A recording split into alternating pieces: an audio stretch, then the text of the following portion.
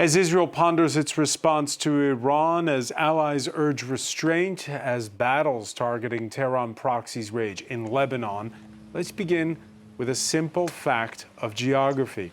Iran and Israel do not share a common border.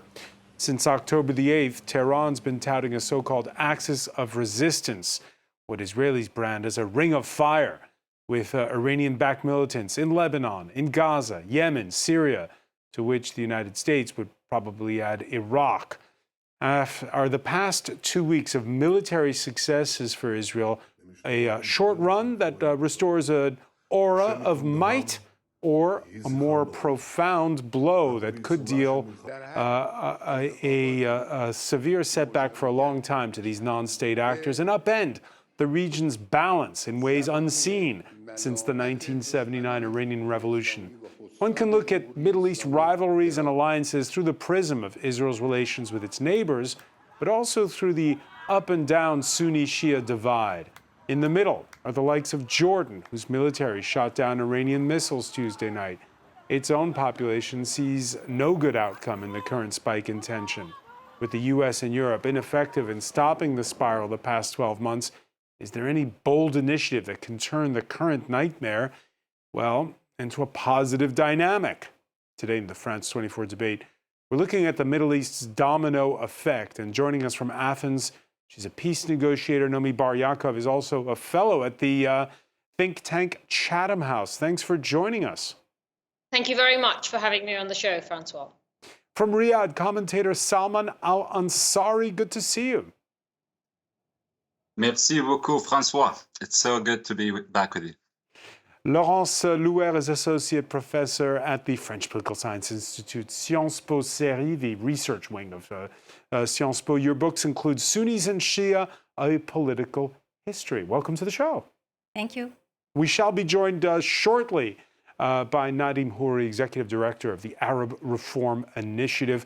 By the way, reminder, you can always listen back, and subscribe to the podcast version of the France 24 debate. To each day, a further sign of a long campaign brewing in Lebanon. For the first time, the army there, no longer just Hezbollah militants exchanging fire with Israeli forces. Israel, which continues to hit Hezbollah targets in densely populated parts of Beirut. Eliza Herbert has more. Black smoke blanketed Beirut on Thursday afternoon as multiple Israeli strikes hit the Lebanese capital, following a night of intense and deadly bombardments. Here, an apartment building sits gutted.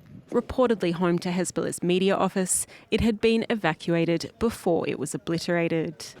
In the heart of the city, a strike on the Hezbollah-linked Islamic Health Organisation left multiple dead and others injured. Israel says it is targeting Hezbollah militants. This man disagrees. There were already threats against health institutions. And indeed, they hit the health institution. This is not a holy war. This is a war against civilians. They want the submission of Lebanon. If they can, they want to destroy the entire infrastructure of Lebanon until Lebanon submits. According to the Lebanese health minister, Israeli attacks have killed nearly 2,000 people since last October, including 127 children and 97 emergency workers, a number that has rapidly climbed in recent days. It's unfair to target not only unarmed people, but also others trying to pull out injured people. I reiterate that the international laws are clear in protecting those paramedics. Who gave Israel the right to be the judge and the executioner at the same time? Meanwhile, on the southern border, fighting continued, and the Lebanese army became involved for the first time, returning fire on Israeli forces after they killed one of its soldiers in a strike that hit his convoy that was accompanying the Lebanese Red Cross. Israel's Defense Force said on Thursday that it had struck around 200 Hezbollah targets across Lebanon. It also issued the evacuation of residents in more than 20 Lebanese towns and villages, saying that Hezbollah's activities forced the IDF to act against it forcefully, and those who move south will be at risk. Nomi Bar-Yaakov, we see in that report civilians caught in the middle of all of this. For ordinary Israelis who are watching the events unfold right now, Do they see this as a war against Hezbollah, a war against Iran, a war against Lebanon? No, definitely not a war against Lebanon. I mean, the Lebanese may view it like that, given there are Lebanese civilians that have been killed in the war, and quite a large number. But in Israel, it's viewed very much so as a war against Hezbollah. But of course, there is much fear that the government stated that they're going in surgically and for a very short period of time. But given the history of Israeli incursions turned into invasions of Lebanon, the risk is high, and I think many Israelis are very anxious about where this is actually going, whether the Prime Minister Benjamin Netanyahu really means in and out. It doesn't look that way from the way it's going. And so the Israelis are divided. I think they're very much divided. Some would support this, and some would be dead against this incursion, including the bombing of the center of Beirut today. The bombing in the center of Beirut. Laurence Louer, this is, there are blurred lines here because Hezbollah is a non-state actor. In fact, it's a headline, the fact that Israeli forces exchange fire with the Lebanese National Army this Thursday for the first time. Yeah, absolutely. But Hezbollah has been very often described as a state within a state in Lebanon. So it's not just an armed group, it's also a political party. It has MPs in the parliament.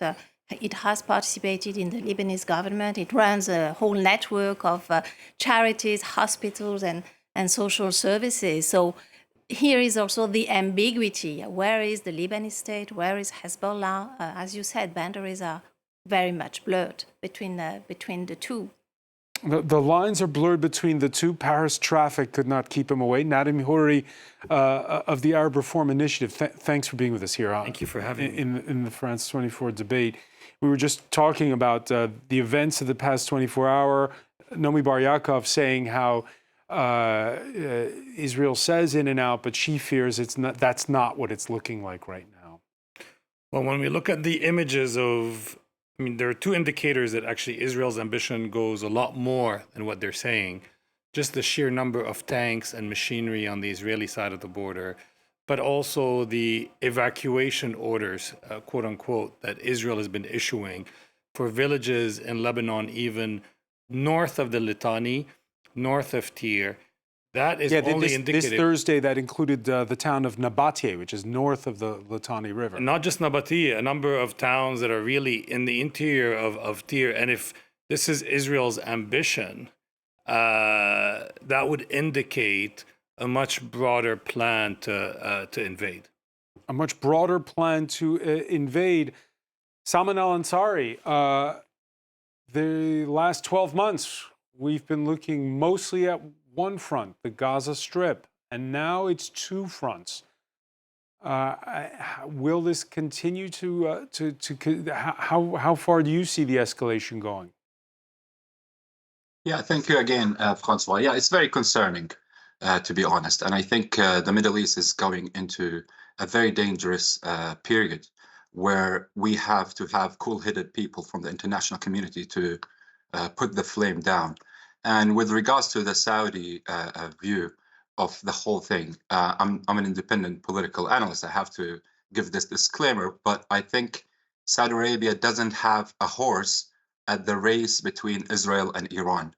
I think the kingdom is in a different racetrack, which is working to achieve an independent state for the Palestinians through its active diplomatic efforts. But Saudi Arabia is a country that's had a lot of influence in Lebanon and has been a patron at times for some of the political actors there. What's it doing in Lebanon right now? Yeah, I think, okay, to be honest, Saudi Arabia for the last couple of years has been fed up with disagreements within the political elites, etc., in Lebanon. There's no doubt about that. And we've pushed the Lebanese government and people to find a way through which they can get out of this dilemma. And we know that it's not a secret that Saudi Arabia has a very strong stance against non-state actors. The idea and the notion of having a country within a country is not something that we prefer to deal with, specifically when this militia is actually working tirelessly to jeopardize the security of Saudi Arabia and the region. But that doesn't mean in any way whatsoever that we accept the indiscriminate attack by the IDF and Israel against civilians. We are speaking of more than 2,000 people have died just in a few days, and 10% of them, around 170 children among them. So we are speaking of a catastrophe that maybe the far-right government of Israel wants to replicate the Gaza genocide in Lebanon, which is something that is very heartbreaking for all the people in the region and for all humanity. So we would love to see the world to be going back to its senses and to put Israel into account and to not allow them to act with complete impunity. And the same thing, actually, the Prince Faisal bin Farhan, the Foreign Affairs Minister of Saudi Arabia, has published an op-ed at the Financial Times 2 days ago. And he said the true obstacles of peace are not the Palestinians and Israelis, but rather the radicals and warmongers. So we want that to stop, because this is not going to go well for the region and for the whole world. Yeah, we'll come back to those diplomatic efforts. But Nadim Houri, we've been saying it basically every night on this set for the last 2 weeks. U.S. right now, its voice is not very loud ahead of a presidential election. France's mediation efforts that were talked up a little bit during UN week last week, they've been ineffective. Your thoughts on outside players when it comes to Lebanon, in particular the likes of Saudi Arabia? Look, no, I think the main outside player is obviously the U.S. And the main role is what can the U.S. do vis-a-vis Israel? And I think here we have had Team Biden that has actually been sleepwalking, in my view. And it's been an utter failure on two levels. On the one hand, they say a lot of things. We're trying to rein them in. We want to see peace and so forth.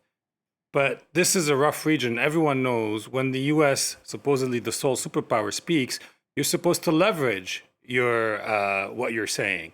And they say that, and then sometimes a few minutes later, a day later, Netanyahu basically undermining them completely, making Biden look like a fool in the region. And that's not a good look for someone in the Middle East. And then what do they do after that? The U.S. then writes a check, $9 billion. Sends more weapons and so forth. So I think the U.S. has been completely, I would say, unstrategic, sleepwalking, supporting. Very hard for me to understand what's really driving it. And lately, based on the leaks that we saw in Politico and others, after the assassination of Nasrallah, some of that old fiber that they had after 2003, some people in the U.S. administration think they can remodel the Middle East just with a few airstrikes, albeit very impressive, high tech and so forth, and it will work out well. Some of these voices, I saw some of those old people that were in 2003 back on TV saying this is our chance to redo the region, very expansive goals, where we know how the story ends. We've seen it so many times. We've seen it in 2003. In Lebanon, we've seen it after Israel's invasion in 1982. We saw it between Israel and Hezbollah in 2006. So who is the adult in the room today? Clearly no one on the international scene. I actually think the Arab proposition on the table is actually a serious proposition. If the Israeli government is willing to cash their chips in, they came out of a winning 2 rounds right now. Can they cash out, get a decent deal? But that would mean they would have to accept, I think, 2 things. One, a Palestinian state, some form of Palestinian state. And 2, they will have to find some way to coexist in a new Middle East with the Iranians. We actually saw Saudi Arabia is making peace with Iran. They are trying to integrate Iran into their calculation. We saw Iran make deals with the UAE. We saw the rapprochement that China had supervised, obviously with the Oman mediation between the Saudis and the Iranians. Can Israel do it? The current government doesn't seem like it, because if you hear what they're saying, they think they're going to go for Beirut and then go for Tehran, and they're going to try to impose it. And I think they're about to make a massive mistake. The problem is, who will pay the price? It's probably people in Lebanon, in Palestine, perhaps even as well in Jordan. Nomi Bar Yaakov, the former Prime Minister, Naftali Bennett, he's in opposition. And he was tweeting how there's a chance for Israel to remake the Middle East like it hasn't been in half a century. I'm paraphrasing slightly. I don't have the quote in front of me. And he's in the opposition. It doesn't sound like Israel's about to cash in its chips, as Nadim would say.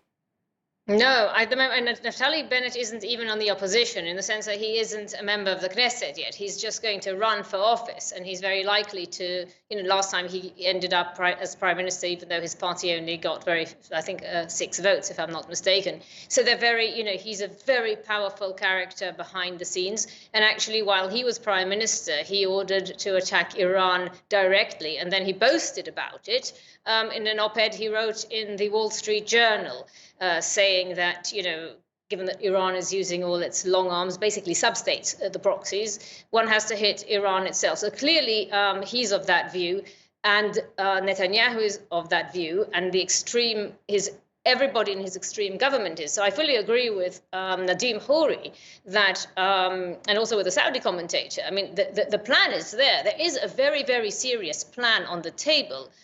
57 Arab states, international organizations, the General Assembly was used. They offered both His Royal Highness, the Foreign Minister of Saudi Arabia, and the Foreign Minister of Jordan. They both stood on the podium and said, look, we're willing to offer you normalization, peace, you as Israel. All you need to do is recognize that a Palestinian state and help us realize it. And clearly that is that is a possibility. And the vision of the Israeli government at present is on a different planet. And is there a scenario under which Benjamin Netanyahu accepts the idea of a two-state solution? If somebody will bail him out, if he will be able to have a coalition, if the opposition members will join the coalition, and the current extreme elements in his coalition would drop out. But he won't do it unless he stays in office as prime minister, given that he's going to be blamed for the 7th October 2023 massacres, slaughter, and there's a massive corruption trial that is on hold because of the war. But the only way that he would allow for any diplomatic efforts to materialize and not just be a game is if he could stay in office. Well, Laurence Louer, you listened to my introduction, right? I was asking, is this one of those moments, because we're talking about one of these moments where perhaps the Middle East is on the cusp of some kind of great change? Is it? I'm not sure. It's more like it's something else. What will change? Israel is dominant. Israel has the technology, the military means to impose itself. It didn't seem dominant last October 7th. No, but it was just a parenthesis. Look at what is happening now. No state in the region has the military means to win a war against Israel. Iran is weakened. Iran has been humiliated, as has been said. And what is quite interesting also is that Iran is restraining itself and trying to send messages to the U.S. in particular that we don't want to destabilize the region. We would like to go back to the negotiations over the nuclear program. So it's a never-ending process. It's something that we've seen already after the regime change in Iraq in 2003. And so regularly we see the Iranians trying to negotiate something as long as nobody is willing to enter into a real bargain, negotiate something in exchange, in particular for maintaining the status quo. Yeah. So now that we see is quite of violent status quo somehow. And a status quo that depends on allies and proxies. And what's an interesting point is talk about Hezbollah. It's got plenty of enemies inside Lebanon. Last week's killing, though, of Hassan Nasrallah sparked a common sense of foreboding. rightfully so, since right now we've seen that the campaign by Israel is stepping up. Hezbollah, which grew into an international movement a decade ago. This was during the civil war in neighboring Syria. Our team in Turkey received images from the only rebel province left in Syria, Idlib, in the northwest. It's a story read by Melvin Ingleby.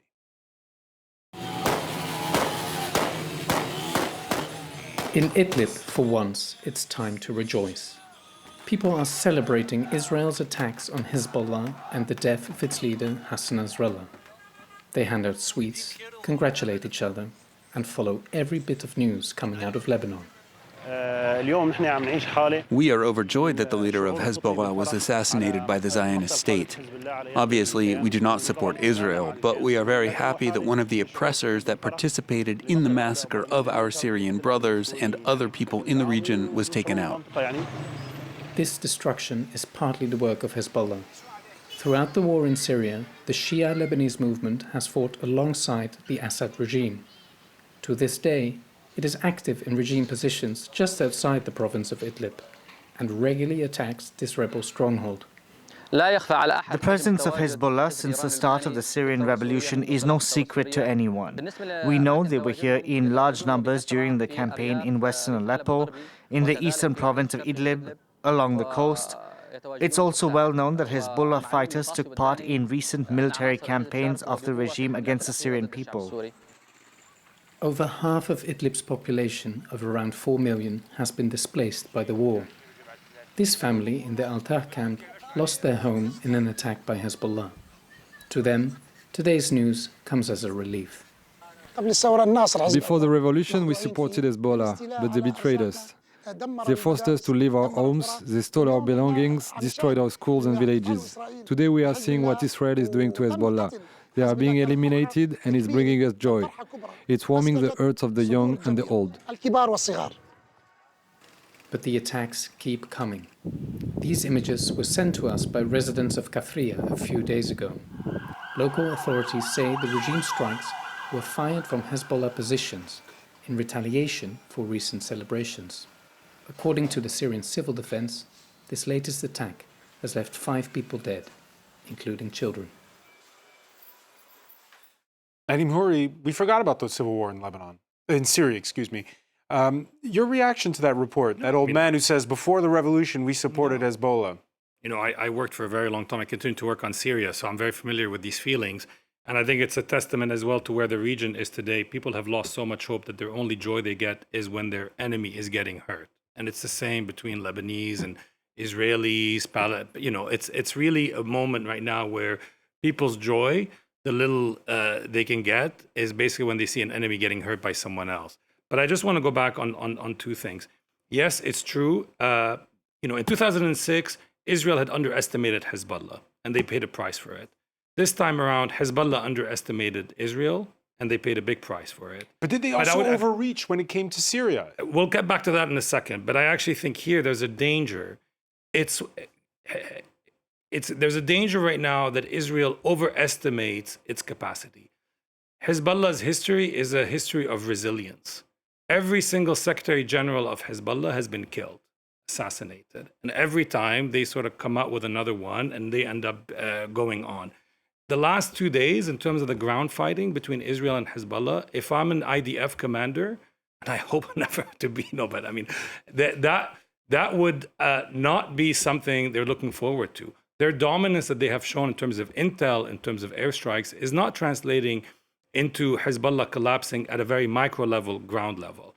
So that would worry. The other scenario that I think also underestimating Iran, after the US invasion in 2003, everyone thought Iran was completely cornered, right? The US was actually in Iraq. The US was actually in Afghanistan. Iraq was completely isolated. This was Pax Americana. Iran played a long game. And today, 20 years later, it's the Americans leaving Baghdad. And actually, Iran treats with Iraq as if it was a province of Tehran. So the problem in the region is that there's a long game, and everyone has a tendency to, whenever they're winning, to overstep it. And I think Hezbollah did overstep it. And I think in most decent obituaries of Hassan Nasrallah, there is the Hassan Nasrallah for many Lebanese of 2000 and 2006. And actually for the entire region, you know, we like it or we not like it, I would have preferred that the Lebanese state liberate Lebanon, but the Lebanese state failed to do so, and it was actually Hezbollah that pushed the Israelis out, that made it in their calculus to leave. He had a huge credit with Lebanese, even secular Lebanese who actually dislike all their ideals. In 2006, he proved he was effective, and he gained the respect, obviously, of his followers and of segments of the Lebanese population. Starting in 2008, he turned his guns on parts of Lebanon. There were the assassinations. There was May 2008 when they took over Beirut. And then obviously there was for the region when Hezbollah got involved to save his buddy Bashar al-Assad, the butcher in Damascus. They lost a lot. That doesn't mean that this will translate into empathy, like the people in your interview saying, towards Israel. You know, I think the big tragedy right now for the region, particularly for the Arabs of the region, is they're being given two choices. Either you go with the Israel-US axis or you go with the Iran axis. And most people actually do not want to be in either axis. It hasn't served them well. They don't see themselves. And I think what we need to do is rebuild a regional order that takes into account the interests of the states in between what used to become the flyover countries of Lebanon, Syria, Jordan, Iraq, and so forth. And I think friends in the Gulf, if they can play a role, because for a while, particularly under UAE leadership, they went for it bilaterally. You know, we'll do the deals. Tel Aviv and Dubai will prosper.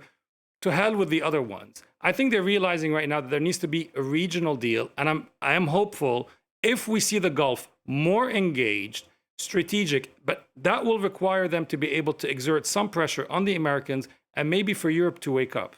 Yeah, 12 months of reducing Gaza to rubble, raising calls to review the normalization of ties with Israel in places like Morocco, Bahrain. You mentioned flyover countries. Jordan is literally one. Its military, along with the American station there, intercepting Iranian missiles directed at Israel on Tuesday evening. Salman al-Ansari, public opinion in Jordan, well, it's conflicted, to say the least. We've been speaking to a lot of people the last 48 hours there, and they wish they didn't have a stake in this fight, but they do. Absolutely. It's very sad, like what's going on. And definitely what we want to see is de-escalation right now, because what we are seeing from the Israeli part and also from the Iranian part is escalate to escalate, not escalate to de-escalate. No, escalate to escalate without an ending, without an end game. So that's actually very problematic. But we have to put some optimism here.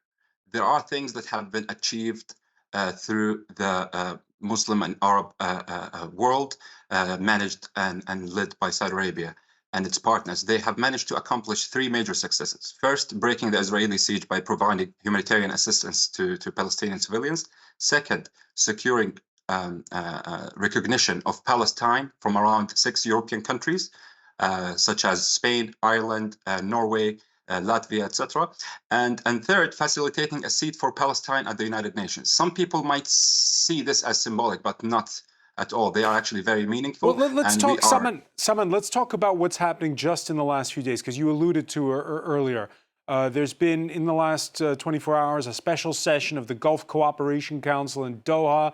It included a sidelines meeting between the Saudi Foreign Minister, Faisal bin Farhan, and the new Iranian president, Masoud Pezeshkian. Our reporter in Tehran saying that the Iranians have brought a message that they're ready to use what they call unconventional means to hit back at Israel. And it's believed by many that that includes, you know, using those proxies, the so-called axis of resistance, should and when Israel strikes back now. So what can the Saudis do? Yeah, from my point of view, I think, as you know, that there is a normalization with Iran that is brokered by China. So I think it's not something to be expected to see the Iranian regime to take any, how we call it, crazy step against the Saudi security or the GCC security at a whole. But at the same time, as they say, when we get to a position where we have an all-out war, then every calculation might be different. So definitely these discussions are very important to see how we can avoid any escalation beyond the areas where the conflicts are, and also to try our best to de-escalate the situation.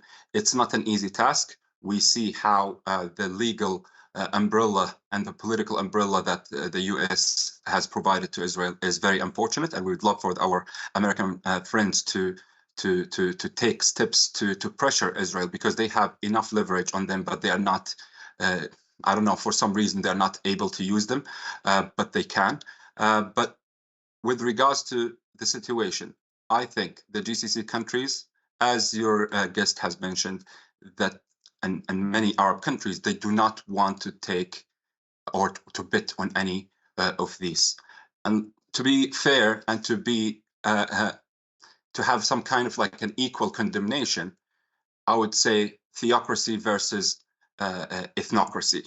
Israel ethnocracy, Iran theocracy. So definitely these two countries have been wreaking havoc in the region by their practices. Israel has been doing so through their continuous occupation and their dehumanization of the Palestinians. And Iran, on the other hand, has no regard for international law, just like Israel, and they have used militants and militias all across the Middle East. So these two countries need to take lessons out of this conflict and to get back to their senses, because we cannot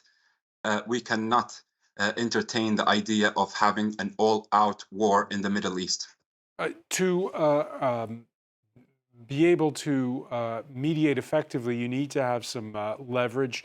We've talked about the ineffectiveness of the United States, but let's turn back the clock a second, look into history for a second.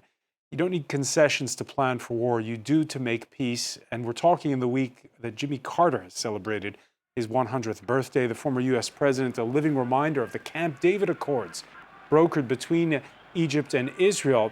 Egypt, whose then president, Anwar Sadat, made the bold move of traveling to Israel in 1977, just 4 years after the Yom Kippur War. Salman al-Ansari, what if the Saudi crown prince went to Israel, stood next to Benjamin Netanyahu and said, I'll make a deal with you, you recognize Palestine? Wouldn't that be the bold move everyone's waiting for? I don't think it's just an optic kind of hypothesis. What we are trying to that's have is to have that's what Anwar Sadat did. I mean, that deal was not signed yet when he went to Israel. Yeah, and I think was a different case. Israel and Egypt, they had their own wars, etc., and they had their own problems with lands, etc. So they had this step that was historic. But with regards to the Crown Prince, absolutely, he will be happy to visit any country he normalizes relation with. So the ball is in the court of the Israeli camp. Do they want to normalize relations, not only with Saudi Arabia, but with more than 57 countries in the world? So we are speaking of almost 1/3 of the global South. So imagine the trade volume. Imagine the opportunities that will happen. Imagine right, but what's the bold move that What's the bold move that Saudi Arabia can make? What can it do right now? It has been asking for the same thing forever. We are not asking for too much. We are asking to have the United Nations Security Council's resolutions to be applied. Nothing new. All what we want is to have the Palestinians to have their own dignity, to be considered as second and third class citizens. This is very a stigma in the international community to have this to be seen live 24/7, seeing this ethnocracy and this kind of hatred that has been actually provided by some factions of the Israeli community. I'm not giving excuses, or I'm not actually saying that the Palestinians didn't have their own share part.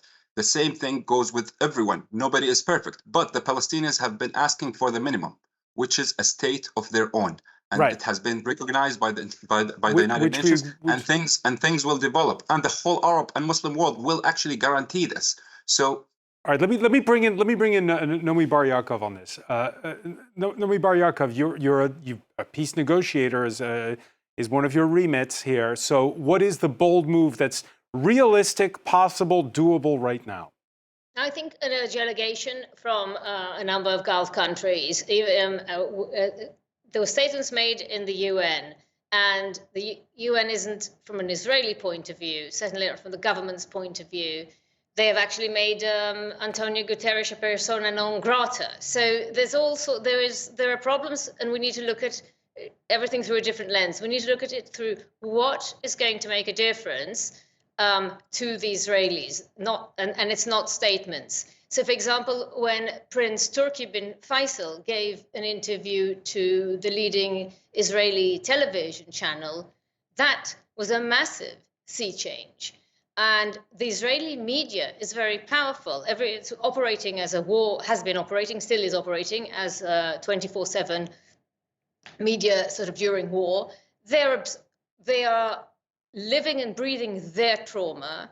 They're blind to the trauma of the other. They're hardly reporting on any of the civilian casualties and the catastrophic situation in Gaza, soon to be in Lebanon, and who knows about Iran. So it's absolutely urgent. I would urge Arab leaders. I think the op-ed that the Saudi foreign minister wrote in the Financial Times is fantastic, but no one in Israel reads the Financial Times, and one needs to address the Israeli public directly. And so it's through me, if they don't, I think making a visit to Israel and explaining, all you need to do is recognize a Palestinian state. The problem is that Israelis at the moment, and that has, I mean, all Israelis at the moment, cannot see how a Palestinian state is going to make Israel more secure. They don't really believe that diplomatic relations with 57 Islamic and Arab states is going to make them more secure. They think it's just a ploy, and they think it's a trick. So it requires serious thinking about what kind of security guarantees will be made in this very serious and wonderful diplomatic effort, both to Israel and Palestine. So basically, once the security guarantees are sorted, and Israel is kind of seeking an Article 5 type, Article 5 of NATO, so Israel's attacked, NATO will protect it. That sort of thing, and I'm not suggesting it has to be NATO, there can be new alliances, but there is no trust at the moment, and there's no time to build trust. There needs to be a declaration, and there need to be moves, starting with a ceasefire in Gaza, ceasefire in Lebanon, and very fast track moving towards a Palestinian state in order to avert a disaster. So yes, I agree, Francois, this requires a bold move from a number of Arab leaders in order to reach out to the Israeli people, not necessarily to the Israeli prime minister and his messianic extreme government, but to the Israeli people. And one way of doing it is through the media. All right, so reach out directly to the other side. Laurence Louer, we've been talking about, mostly in this show, there's two prisms that we've been talking about. There's the Israeli-Palestinian conflict spillover effect. There's the Israel-Iran direct confrontation, and we're waiting for the other shoe to drop with Israel's response to those missiles that were fired on Tuesday. How about that balance? Because it's kind of the subtext of the report we saw out of Syria earlier, that balance between the Sunni world and the Shia world. Is that being impacted by all of this, or does the status quo remain? I don't think the Sunni-Shia issue, is really an issue behind what is happening. But can it be impacted by what's happening? Not really, because it's not about that. When we look at Iran's proxies, so-called proxies, non-state actors, allies, we see Hezbollah, yes, it's a Shia Islamic movement, but Hamas is not at all. It's fully Sunni. The Houthi in Yemen are not Shia, strictly speaking. So it's rather an alliance, or rather loose alliance of groups which have common interest, a common understanding also about how the Middle East should look like without Israel, without Western influence. And each of these groups also, I think it's important to say, it has its own agency, its own interest, agenda, objectives, and they do not necessarily correspond. For example, you heard Nadim Houri say that in the past, the leadership of Hezbollah has been hit before and risen from the ashes. Are all these non-state actors here to stay no matter what? Or is their star power fine? It's just they've had a couple of bad weeks? I think so, because they are not mere Iranian puppets. They existed before before Iran. I mean, Hezbollah did not exist before Iran, but it's been built on the various Shia Islamic movements that existed in Lebanon since the 60s. So it's not, strictly speaking, an Iranian puppet. It's not dependent on Iran. It's not doing everything Iran wants or would want. It's deeply embedded, Hezbollah, into the Shia Lebanese community. As I said earlier, I mean, it has institutions, it has a lot of political influence. And look at the Houthi in Yemen, same thing. I mean, they are deeply embedded in the Yemeni society. They've been there for several decades, and they are powerful. They control much of the Yemeni territory. So its fate, it's not directly linked, I mean, existentially speaking, to what is happening currently. Yes, Hezbollah has been weakened, but it has the capacity to reshape itself and to find new leaders, because it's not just an Iranian proxy. So you're saying effectively that the political fault lines that are born from that period, we saw the clips of the Camp David Accords, of the Iranian Revolution of 1979, those political fault lines are roughly the same today. Well, yes, they are roughly the same. And ne'er shall they move, Nadim Houri?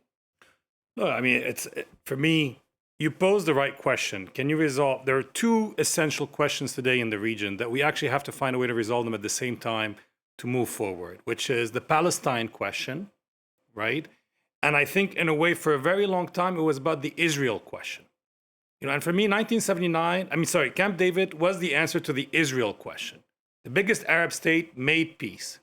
Today, those who actually need to be comforted are the Palestinians. They're the ones who are disappearing off the face of the earth. So I think there was the Palestine question, but the problem with the two-state solution and all these frameworks, they dissociated the Palestine question from the regional question. And that's why you kind of exclude, you try to corner the Palestinians, and it looked like it was going to succeed 2 years ago. It looked like the transactional approach was going to succeed, but guess what? It didn't. So the second equation that needs to be resolved in parallel, which is a question that has been befuddling us since 1979, is the Iran question. Iran is also here to stay, and the Islamic Republic of Iran, in its current phase, is here to stay. So we need to kind of bring these two together, these two equations together, and come up with an arrangement where the Iranians have a stake in making sure whatever is offered to the Palestinians stick. And I would add another layer, and I fully agree with this. These are not just pawns of Iran. Otherwise, Hezbollah would have disappeared a long time ago. Hezbollah is genuinely popular amongst the Shias in Lebanon, and even amongst some non-Shias in Lebanon. They have a real base. By some accounts, Hezbollah and all its organization is probably the second biggest employer in Lebanon after the Lebanese state. Do we really think they're just going to disappear because we decapitated 15 of their top leaders? Weakened? Definitely. But they're here. We're going to have to live with them. They're part of our society.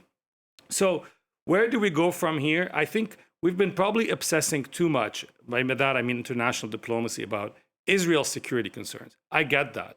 But you're not going to get to Israel's security concerns if you always look at it from the lens of Israel. At least that's my take. I think that's the lessons for me of what we've seen all the time, because as long as you have people who feel they have lost everything, they will find a way to remind you of their existence, regardless of how powerful you become, regardless of all the means. 7th of October, it was actually Israel saying, we have all the technology, we control Gaza in all ways, with everything we can. Satellite, cameras, algorithms, automatic guns, and so forth. And it wasn't sufficient. Same with 2006. I actually worry that they think now they're very high-tech couple of blows to Israel in the last 2 weeks, which I don't want to underestimate. Yeah, to Hezbollah. Major infiltration and so forth. That's going to be enough. I always think of something. Almost 1,500 Lebanese lost an eye or a hand in the beeper attacks and walkie-talkie attacks. Not all of them, by the way, combatants. That's 1,500 families that every day look at a relative and say, I know who did this. So my question is, how are you going to comfort these 1,500 people to say, you know what? Don't go and fight Israel. There has to be another place. If we don't find space for these people, for those who've been laissés pour compte, those who've been left on the side of the road for too long in the region, we're not going to be able to move forward. You know, I think the connection Dubai-Tel Aviv showed its limitations. It's great for businessmen making deals on high tech and selling stuff. But you know what? You can't keep everyone down at the end. All right, everyone has to be at the table. We'll leave it there. I want to thank you, Nadim Houri. I want to thank as well Laurence Louer, Nomi Bar Yaakov for being with us from Athens, Salman Al Ansari in Riyadh. Thank you for being with us here in the France 24 debate.